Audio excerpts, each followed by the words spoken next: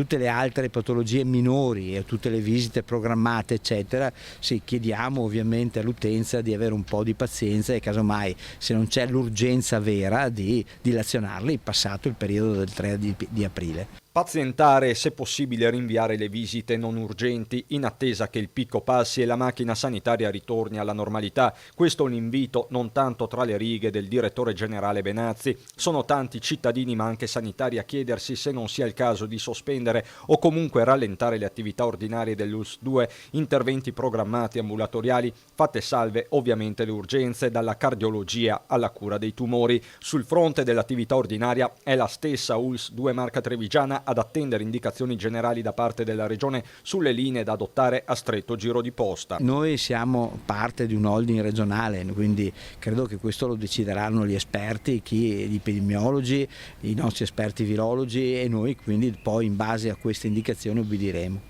Che siano giorni, ore concitate, nessuno lo nega. Lo stesso Benazzi è stato in visita alle tende allestite al Cafoncello dove si effettua il pre-triage. Nei giorni del picco l'attenzione massima soprattutto verso i focolai presenti nella Marca. In principio era quello della geriatria, spento ma ancora attenzionato. Adesso a preoccupare è quello nella zona di Conegliano. Lo stesso vale per poi i casi che si sono creati a Conegliano legati a quel benedetto triangolo che è quello di Orsago, Sanfiore e Caneva, dove andavano a giocare a carte ed erano interessati più anziani, per cui anche qua l'indagine epidemiologica deve essere fatta e quindi spesso e volentieri vengono isolate delle persone proprio per prudenza e quindi sono tutti casi in più che si aggiungono.